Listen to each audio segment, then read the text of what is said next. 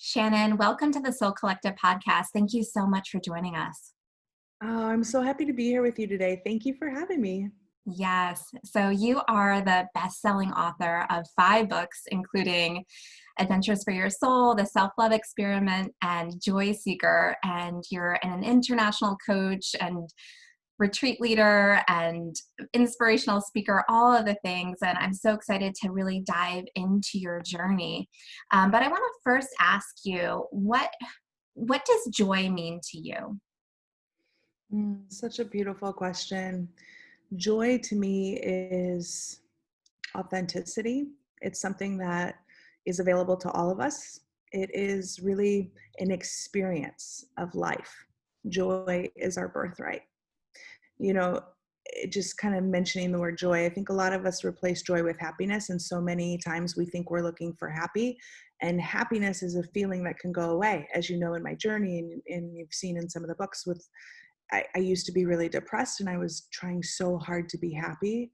And it wasn't until I found happiness that I realized that it was fleeting.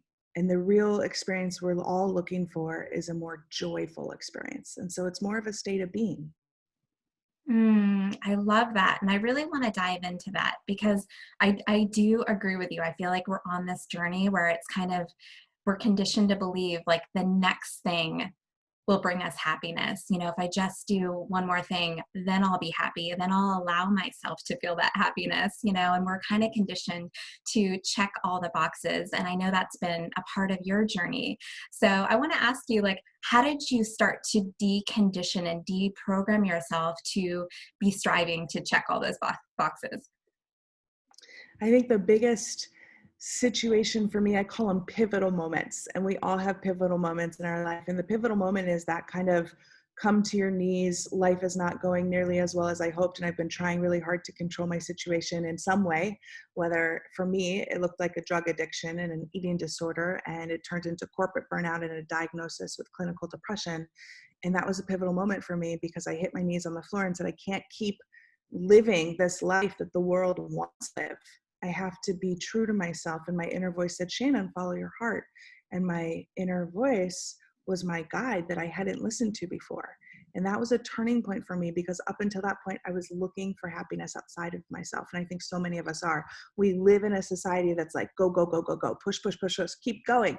And what's so interesting about this time right now is many of us in the world are actually being forced to stop and go inside our homes, of course, but more importantly, in our own hearts. And that is the shift. And so I learned in my own journey that the depression and the anxiety was most often caused because I wasn't allowing myself to ask myself, who are you really? What do you want in this world? I was just going by what the world told me I should be. And it turned into a really dark place. And I came through by going inward and saying, well, wait a second, what if there's a better way?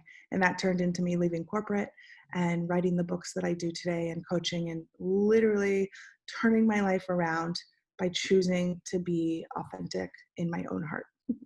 Yes, I love that. And, one of the reasons why I love your book so much is because you not only share some of your own personal journey, but you also give so many practical tools and, exercises for people to follow that are really transformative, journal prompts, like all of the things. But I want to go back, if we can, to your story because I feel like it is so powerful and so transformational, whatever you feel comfortable sharing. But if you could give a little bit about your journey and how you ended up doing the work that you're doing in the world. Yeah, like I said, it's the pivotal moments. I think we all have them in our life. And so my pivotal moment happened 10 years ago, the first big one where it kind of led me on to this new path. I was climbing the corporate ladder, working in advertising. I was dating a man who wanted to marry me. It looked like I had it all together, but I would cry myself to sleep every night. I actually thought everyone did. I thought that was just what it meant to be human. And I didn't realize that it was actually just because I was so depressed. And the depression, what I realized in this dark time in my life was, and Jim Carrey says it best, is depression is an avatar that we're tired of playing the character that we've been playing. And I realized for me, I was trying so hard to be someone I wasn't because that's who I thought I needed to be. And it wasn't until I said, well, wait a second, who are you really? Did my whole experience of life and my whole world transformed. I left my corporate job and I became my own boss. And for the past 10 years, I've been coaching and writing and leading retreats on helping people wake up to who they really are too. Because when we let go of the distractions of the world, we can come back to our true self and see that we do have everything we need within ourselves and we do have the power. So that was pivotal moment number one. Pivotal moment number two, there's so many that's the thing. We think we get there, right? Oh, I'll get to that big peak and I'm happy. But what really happens is it's a journey. And I stepped onto the real journey of life, which means you're always growing. And each new level of you is going to require a whole new version. So flash forward to 8 years later, which is about 3 years ago now, I fell into one of the deepest depressions again, but it was a grief-ridden depression because I had lost my best friend who was a dog that I rescued when I was diagnosed with depression. His name was Tucker. He was a rescue dog, and with him in my life, I found self-love. I found my passion for writing. I literally left all the things behind. And so when he left, it was a moment for me where I realized, how could I be so depressed when I've been teaching for the past 8 years on how to be happy? And it occurred to me that I was still chasing joy outside of me, because when that joy bubble, that dog left, I lost all sense of self. And that is when I declared that I can no longer chase happiness or anything outside of me. I have to find the joy within. And everything transformed. And that turned into my latest book, Joy Seeker. Mm. Oh my goodness. I have goosebumps all over my body, and there's so much that I want to unpack there. What you said first about wearing a mask. I truly believe that that does cause so much suffering when we feel like we have to fit in a box in order to live and make others around us happy, and to be able to, sometimes we're not even aware or in touch with all of those layers. And that's why I really appreciate that in your writing you go back and you really encourage people to get in touch with like those triggers from your childhood, because we all have those and they're so important to understand who we are in the world and why we do the things that we do.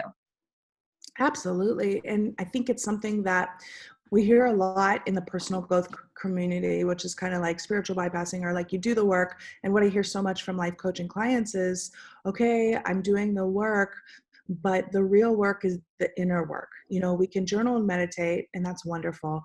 But the real work is going inward to really, really discover who you are. And that's why I love the tools, because the tools are our savior. And the more we do them, the more we realize. And one of the most profound tools for me was to actually go back to my inner child. And this is the child that has been left behind in all of us. Every single person on the planet has this person walking around as an adult who is a wounded version, because part of them has been left in their childhood. And so to give you an example, I'll share my own story.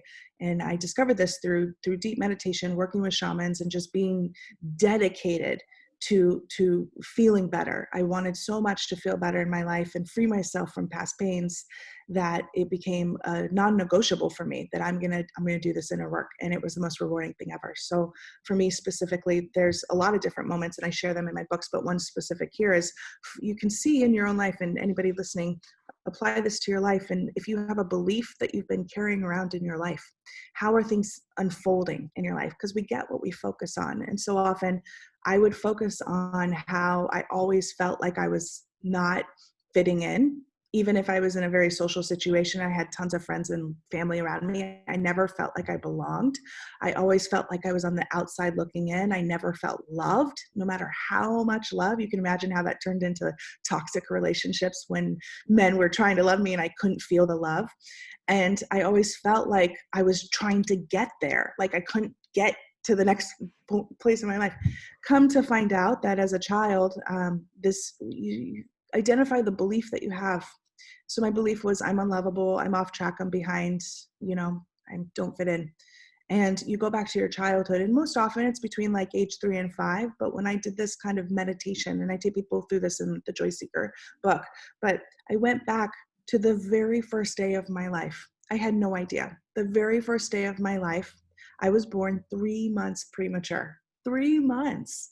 And I was raced to the hospital. It was this big emergency thing. I was put into an incubator. I was born in the very early 80s. So at that time, it was like this plastic kind of glass thing that no one could touch you. So for the first 8 weeks of my life, I didn't have any physical contact unless it was with gloves.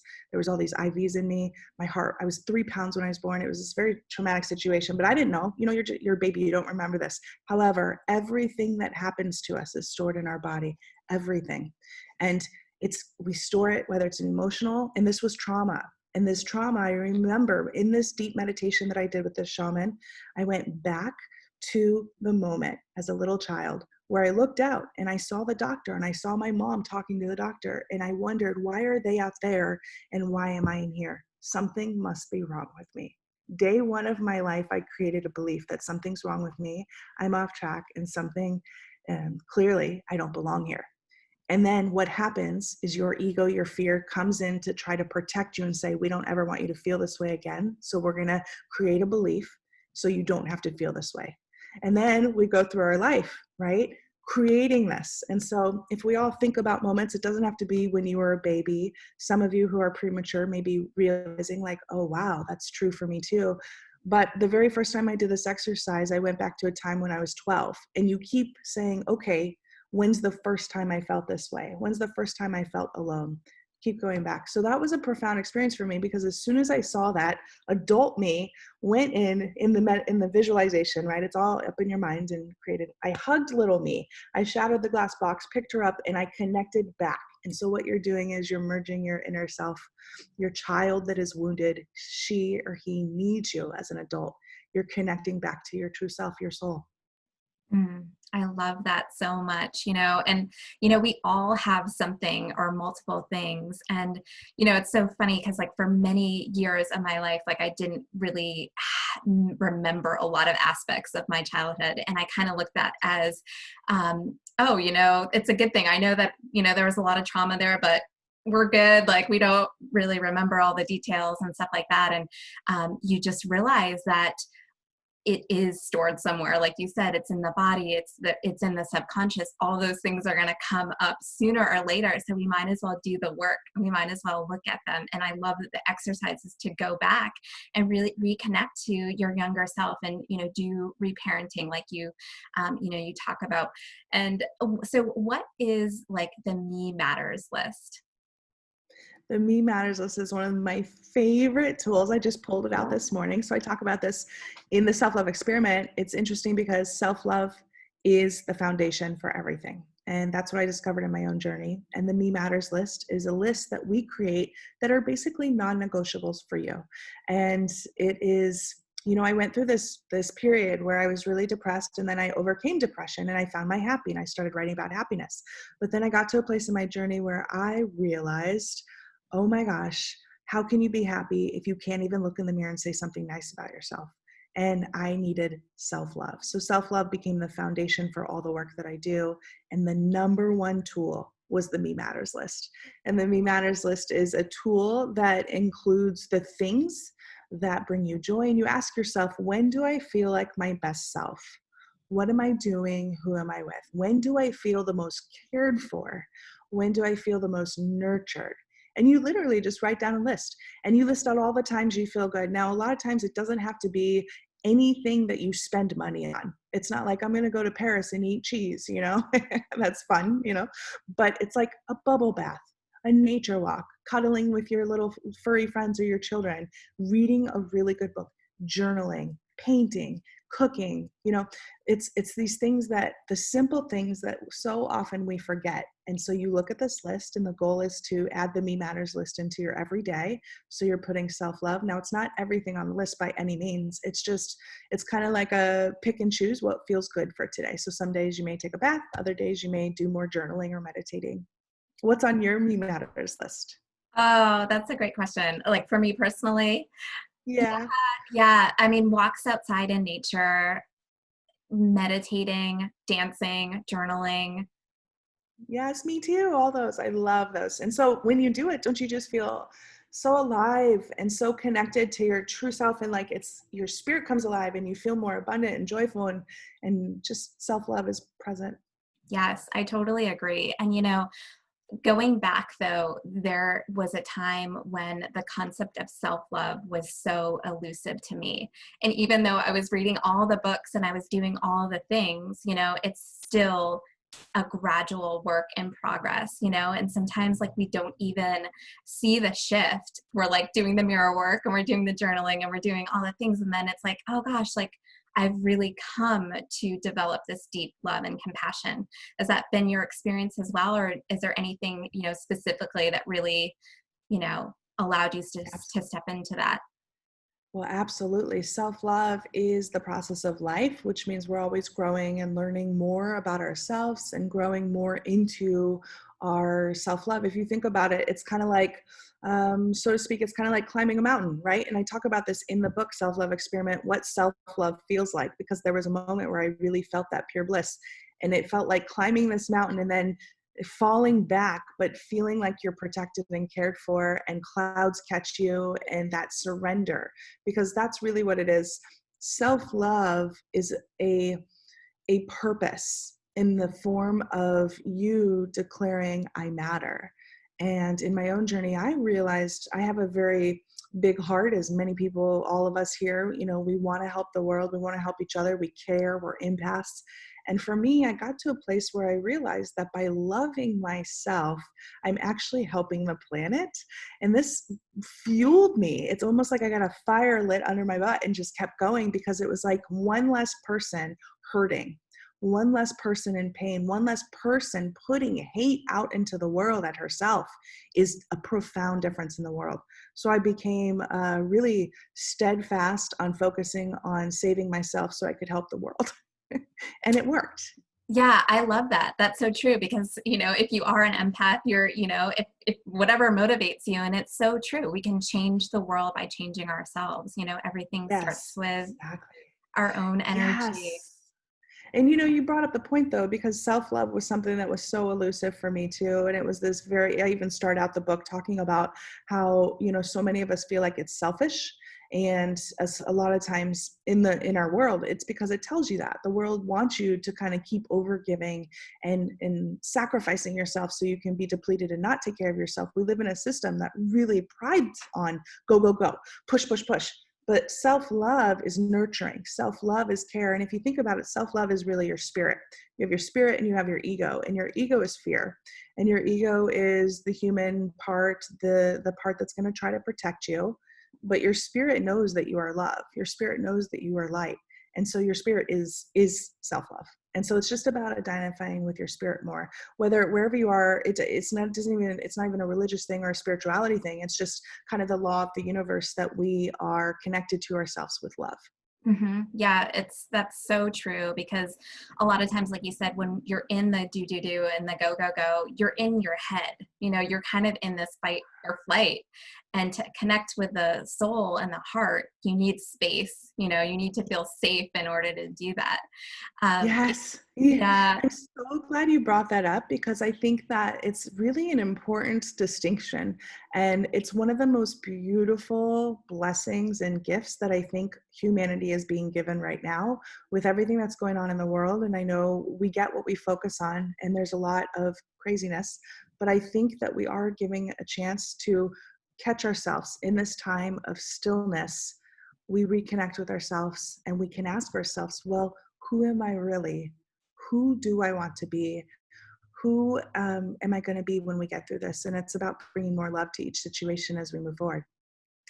Yeah, Shannon, with that, I want to ask you about another exercise that you have in the book, which is your blockbuster experiment. And this is all about like dreaming big and really giving yourself permission to see like your best life manifested before your eyes and like really give yourself the space to allow yourself to visualize it.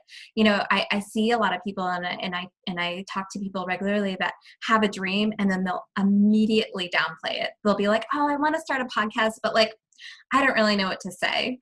I want to write a book, but I don't know if I'll really follow through with it, because there's so much fear in stepping outside of your comfort zone. And so I want to ask Mm. you, like, when you were in corporate America, you must have given yourself a lot of space to really dream big, because you're living this big life, you know, where you're a writer and you're traveling around the world and you're really like living your dharma. But what did that look like to you, and how did you give yourself permission to fully access that? Ah, that's the key word, permission. You know, I often say we learn the way on the way, and the how is in the now. And I think both of those are really important for this because we want so much to have it figured out. But if you were to go back to myself 10 years ago when I was literally crying on the bathroom floor with my letter from the doctor that you clinically depressed and in a job I hated, I had no idea that I wanted to be a writer. I had never written anything in my life. I was an artist. I was a graphic designer and art director in advertising. So I did, Photoshop stuff. And I had no idea, but what I knew was what I was doing wasn't working. So the very first step was to let go of the things that weren't working. And in the letting go is the creation of the space. And so it starts with physically I went to my closet, I started dehoarding, getting rid of stuff that I didn't want to wear anymore. It turned into me moving to a different state. It turned into each steps, right? We learn the way on the way. And my inner voice said, I had planned a trip. I had never taken a trip. I was a workaholic, worked like 16 to 18 hours a day sometimes, spent the night under my desk in advertising, or ate horrible food. My whole system was just like in such a shock, right? And I never taken a vacation. So I decided to take a vacation while I was still in advertising before I left. And I went to Paris, and my inner voice said, bring a computer with you. And I was like, why would I bring my laptop? I'm on vacation. And I did. And I wrote. I sat in cafes and I started writing about what I was seeing. It was the most amazing experience because I felt joy. And I hadn't felt that in over, several years. And I submitted one of the stories. It was a blog that I wrote to Chicken Soup for the Soul, and it got published. The very first thing I ever wrote got published. And that's my journey. Everyone has their own journey. But what was so amazing about that is when I got that publishing letter, I was still in advertising, but it was an acceptance letter. Congratulations, your story's been accepted. Hundreds of people applied. And I was like, I fell to my knees with gratitude and grace and tears of joy. And that is what I wanted more of. I finally saw an opening into what I wanted. And so I kept going in that direction. And so I didn't leave advertising right away. I tried, but I kept going back for about maybe 6 months because it was like scary, right? So I take Yeah. another job in advertising. And then of course the universe knew it wasn't right for me. So I'd either get fired or like leave because I couldn't stand being in corporate. And so then I realized, okay, I need to really get serious and build up a blog. And I never built a blog with the intention in the first few months to turn into what I do today. I just knew it was my therapy. Writing was what I needed to do. So I wrote about my experience, and it turned into a newspaper article. The local newspaper wanted to pick up a weekly column, and it turned into a book deal.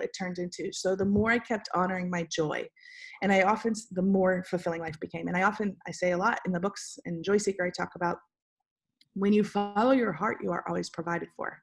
And so often we want to be provided for, and then we can follow our heart. And this is the misconception of the world. And this is where fear gets you. Fear is going to try to keep you stuck in the system. It's going to try to keep you. But we have a beautiful, beautiful opportunity in our life to follow our passion. I'm living proof that you can make a fabulous living doing what you love. And what is it that you love? Give yourself permission to do that. And one of the first tools I used before I even left advertising was visualization. I would sit in the at home on my bed and sit and visualize myself as a travel writer, because I started my career as a travel writer. And I would imagine the beach, smell the sands, like the fresh air, see myself writing in my journal. And then literally less than 4 months later, I was called on my first travel writing assignment, and they call them press trips, where they bring a whole bunch of journalists together. And all of us journalists had a few minutes of free time, and they said, okay, explore the property. So I went to the back of the property. I was in St. Lucia. It's my very first travel assignment. And I went to the back and I sat down it was like the white sand beach. And I looked out at the beautiful Caribbean Ocean, and my jaw dropped to the ground because I saw the same visualization that I had in my mind several months earlier. And I had never Google searched it. It was literally me creating this. And that's when I realized not only the power of our thoughts, but the Yeah. power of this. This is beautiful. We can create the life we really want when we believe and trust and go for it. Oh my gosh, I love that story so much. And it's so true. Like the mind is so powerful. And oftentimes we don't even realize it. Like we use our minds against ourselves, you know? But when we Yeah, have that alignment, like we can just make magic happen. You know, you allowed yourself to dream and that's really, exactly it. Oh, allow ourselves to dream. I feel like so many of us have forgotten how to dream. And that's it. Just start with what is your dream? I didn't mean to interrupt you, but I just got so excited about that, right? Like, what is yes. the dream, right?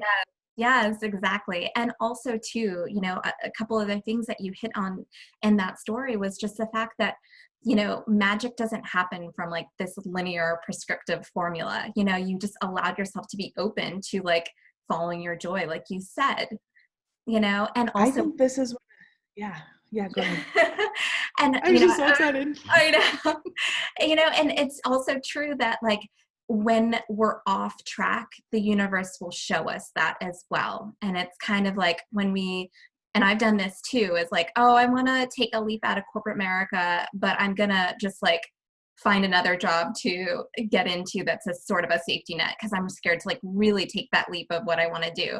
But the universe always shows us when we're not following our true joy. It does. It's amazing how that works. The universe will always, always, always show you. And here's the tool that I used along the way, or I guess the law, the spiritual law or universal laws. The universe will reward motion. The universe rewards motion. So when I was back stuck in, I would think how much my life's hated, how much I couldn't stand my life, and I felt stuck. There was no motion, there was no movement.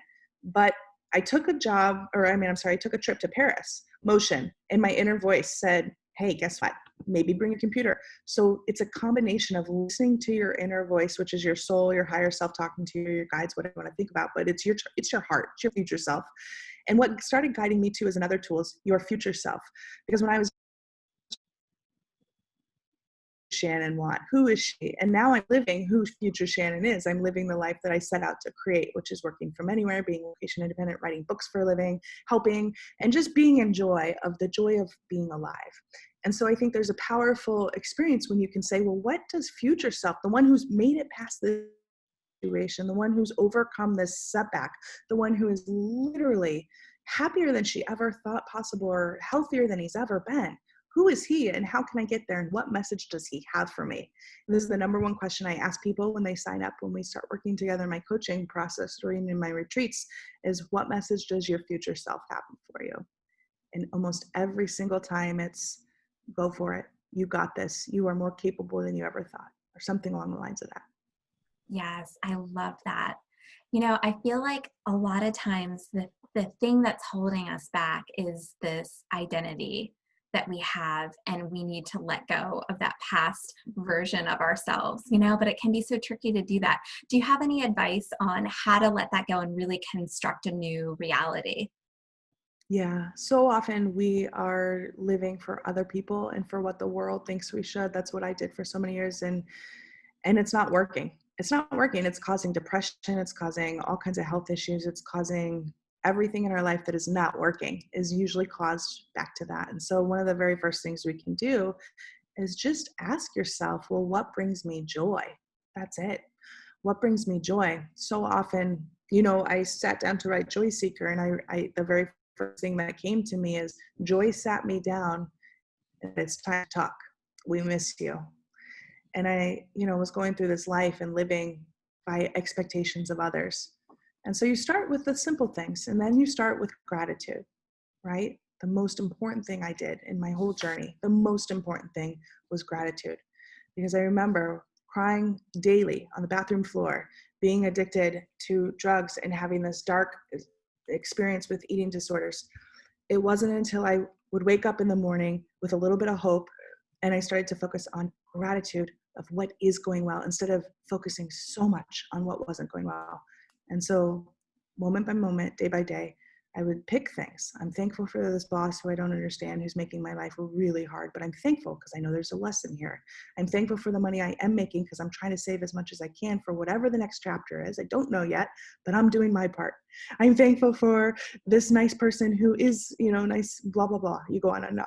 So gratitude saved me. And I think gratitude truly is the life force of everything. So gratitude and asking yourself what brings me joy is a really good first start. Yes, love those.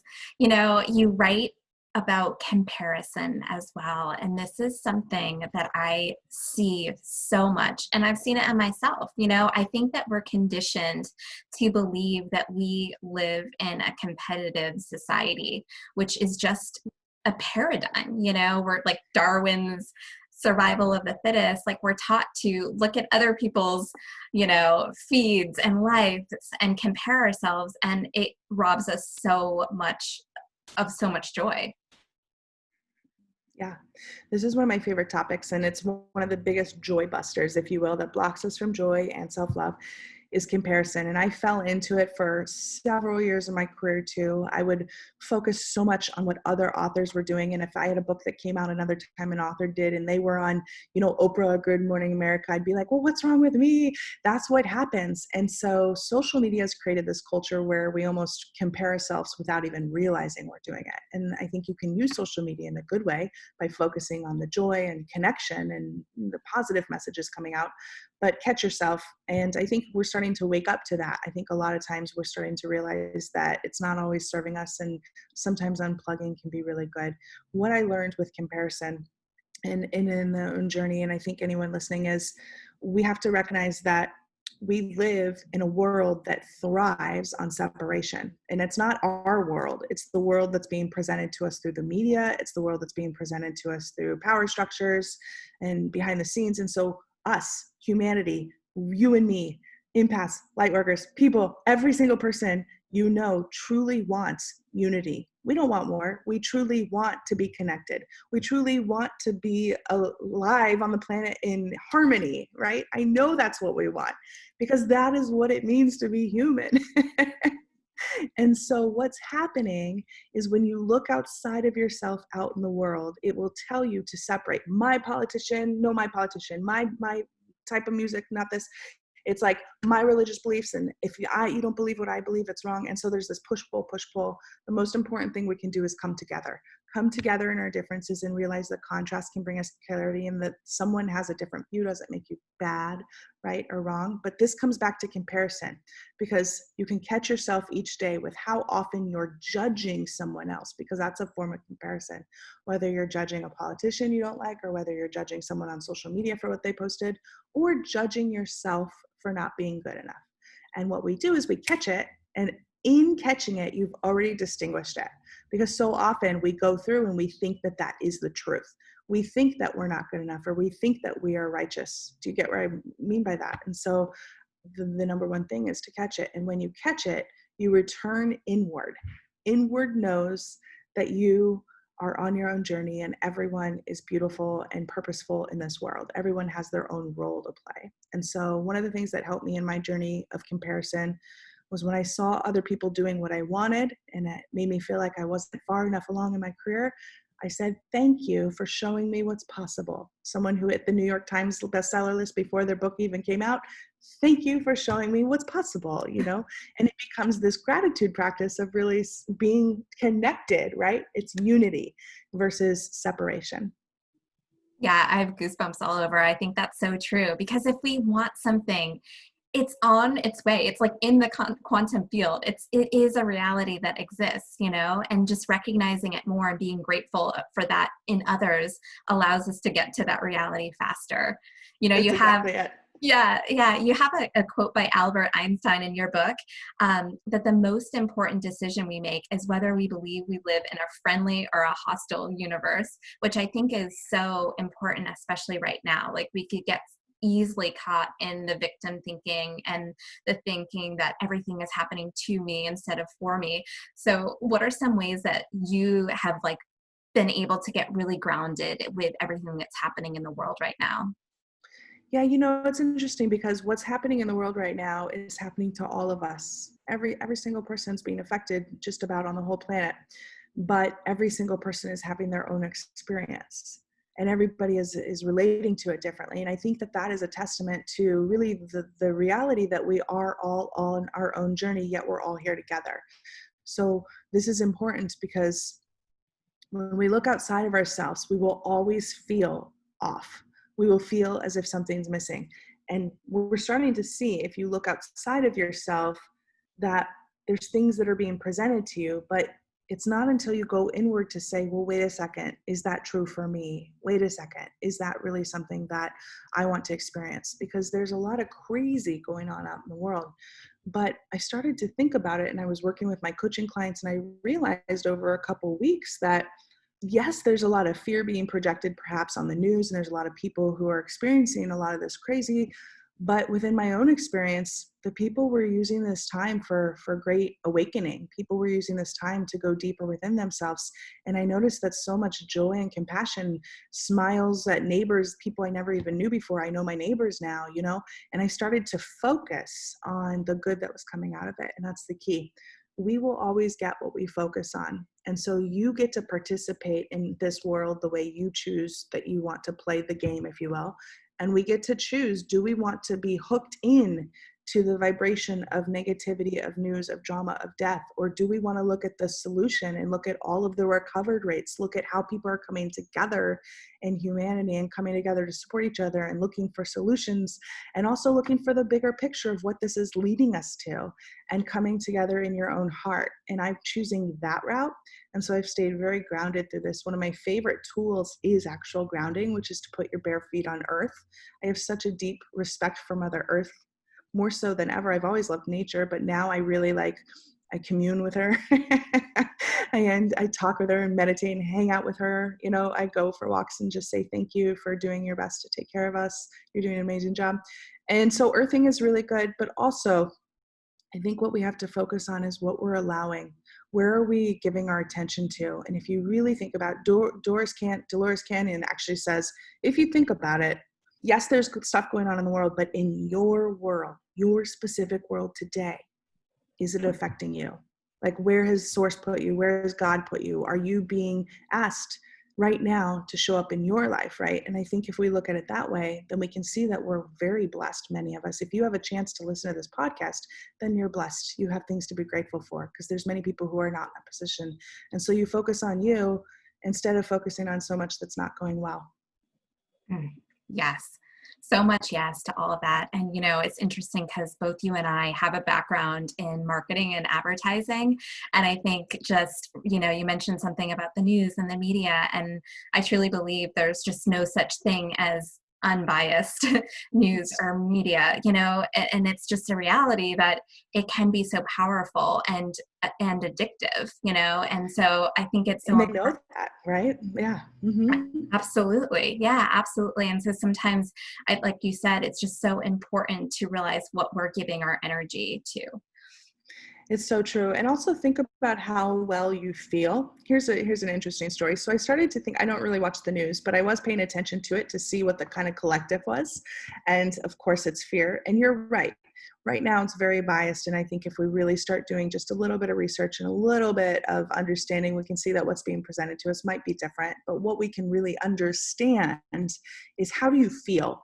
If you feel fear, negative, frustrated, shame, guilt, like after you watch something or after you experience something, then why are you continuing to allow yourself to be in that situation? Whether we're talking about being depressed in a job or watching news, what you want to do is control your environment by saying, no, I want to feel better. So what's going to make me feel better? And so I turned off the news completely. And as I was doing that, I declared, okay, I feel great. And I decided to go off social media.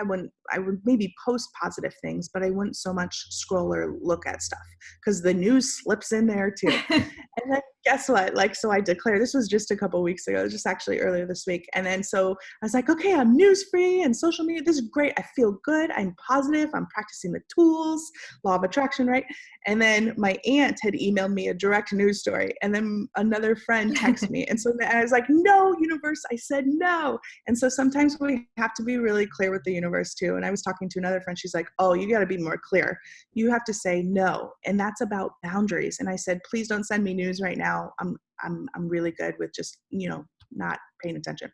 And then they stopped. And so it is about boundaries as well, energetic boundaries, taking boundaries in your own life. So look at leaky. I talk about this in Joy Seeker, where we have leaky energy, and it's energy. And one of the things in the biggest joy buster is media, news that's trying to tell you what you should believe and what's going on. Look at where you're giving your attention away, and then reclaim your power. You reclaim your power by saying, well, where am I feeling low vibration? I want to pull myself back. And pulling it back means disengaging with it. Pulling it back means deciding not to participate in it. And just everyone listening, just try this out for a couple days, maybe 3 days. Try to disengage with the things that are causing you the most distress, whatever it is. And as you do that, start to see how you feel. And you'll start to feel better. You start to feel more powerful. You start to feel healthier. You start to feel so much more alive and connected to yourself. So it's a good experience that we can all do to reclaim our energy. Oh my goodness. Yeah. This was life-changing for me, because boundaries has definitely been a journey and a work in progress for myself. And just to get in touch with that of like, where am I giving all my power away, I think is a powerful practice. And also it's interesting to notice a lot of the things that we give a lot of energy and fixation to are the things that we're sort of emotionally or energetically addicted to. So they can be, they can It's be the by hardest. design, right? Yeah. Yeah. Yeah. Yeah. They know what they're doing. We come from a marketing background. It's not just marketing, but there's certain things in psychology, they know what works. And so they'll put things in there to keep it addicting, just like certain foods, right? And so what you're starting to do, and not you, but all of us, so what we can start to do is be more aware of where we're being manipulated. That's all. And as you start to say, well, wait a second, is my energy is someone trying to control me, or am I being manipulated here? And it wasn't until even in my self-love journey with, starting to not eat as many processed foods, I didn't realize how the food industry, right? Like it happens in everything. So it's the food industry, media, even with friends. I had certain friends that were just really controlling, or really wanted to just talk about their problems the whole time. And as I started to step away from my depression, it became this very toxic experience, because I used to enjoy being in that with them, like attracts like. But when I started to be happier, it caused a lot of tension, and they would lash out and kind of bully. But what I'm getting at here is you have to keep honoring your true self, because as you pull into more light and love, you uplift yourself, and therefore you uplift those around you. Mm. Yeah, I love that you bring that up, because there are so many changes that happen, as we become the highest version of ourselves, which is constantly evolving and changing. But, there are certain things that we need to let go of in the process. Shannon, I would love to talk with you a little bit about your writing process. What's interesting is that you talk about your career in corporate America and going from working 60 plus hours a week and, having this go, go, go mentality, and to then now see you, the author of 5 best-selling books, and you're speaking all over the world. You would kind of think that maybe you have that similar energy, but, talking to you face to face, you have this just calming presence and this Zen, state of being. So how are you able to shift that and still accomplish so much?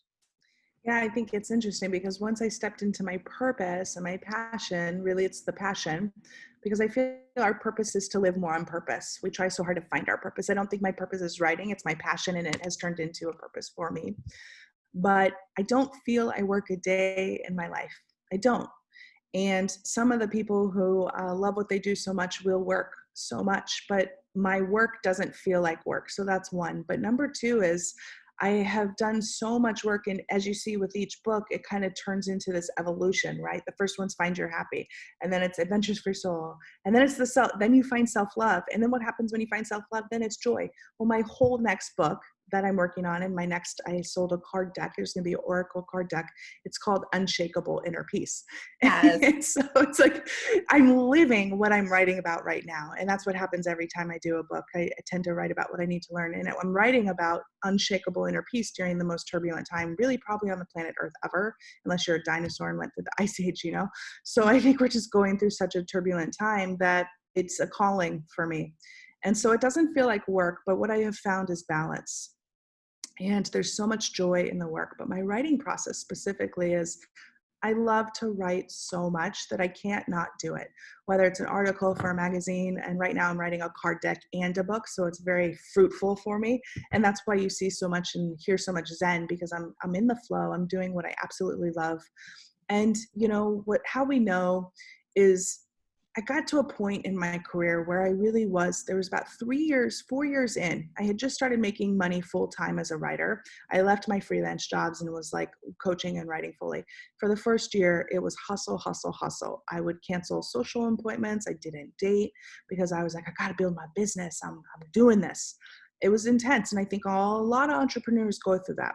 And I got to a place where I realized that I'm never not going to do this. Like I'm not trying to get to a certain spot.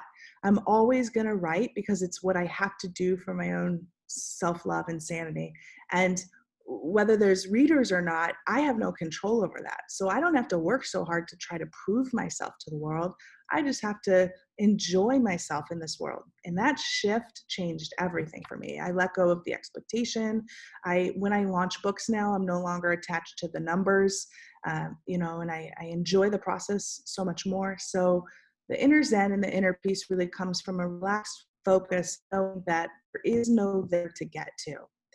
The now is the most important. Even in this experience we're all going through, we're all like, when are we going to make through it? Yes, let's keep focusing on how we're going to make it through it stronger, smarter, better.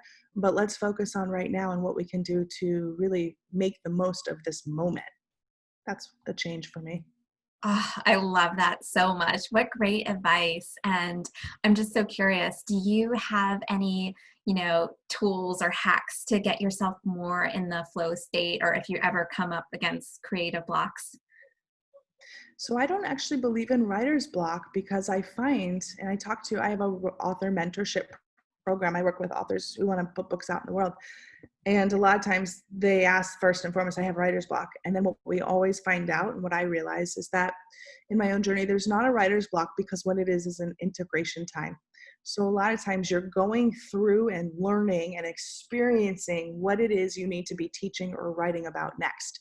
And so I will have this is a year of writing for me. Last year, not so much. I had a book come out last year. So it was a lot of like marketing and getting out in the world. So it's opposite. It was living.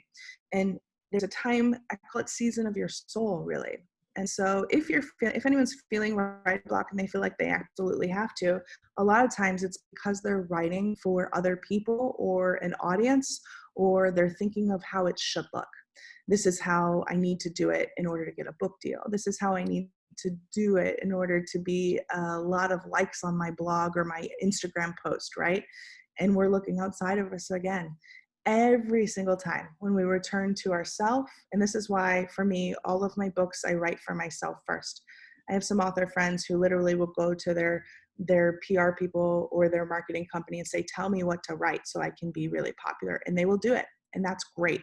But for me, I go to my heart and say, what do I want to write about? And when you write from your heart, you are connected to your higher self. And when you're connected to your higher self, you are being a source of light and love in this world, and you're helping people just by being you. And you're expressing yourself, which is the most important thing. I healed myself through every single book that I wrote. And I love when I talk to readers and they say, your book has helped me and you've changed my life. It's because, yeah, it changed my life too. So when we show up for ourselves first and foremost, then everything falls into place. So if you're feeling blocked by writing, just say, you know what?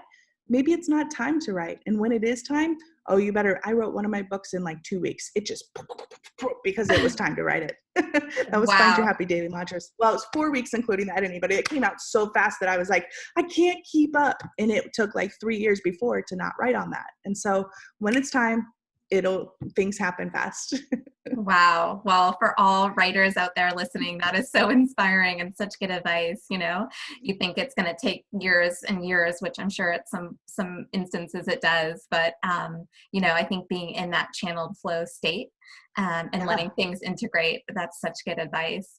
What Yeah, and I advice? think it's doing it for you. I think so often we do things for other people. And so whether it's writing or painting or, doing something that it comes back to the joy. What brings you joy? What is it? And do it for you without expectations. And then you'll start to see that you're rewarded. The universe will reward you for your standing in that truth. Yeah. Yeah, I feel like that fits in with like this perfectionistic tendency that we have to overcome and kind of get rid of or make peace with, because feeling that external criticism when you're doing anything creative just robs you of your joy and the enjoyment of the process. Yeah, and a lot of times when we're feeling in this perfectionist mode, it's it's because again, we want to control what we don't really have control over. And so it's just another form of whether you procrastinate, whether you are a perfectionist, whether you overeat or overspend. I feel like it's all in the same category of just trying to fix our solutions from the outside instead of going inward to really look at the source. Mm, so That's a whole true. nother topic though. Shannon, what advice would you give to your younger 20 something self? That's a good question. I I would say you're right where you need to be. You're always right where you need to be. I wouldn't give up any of that.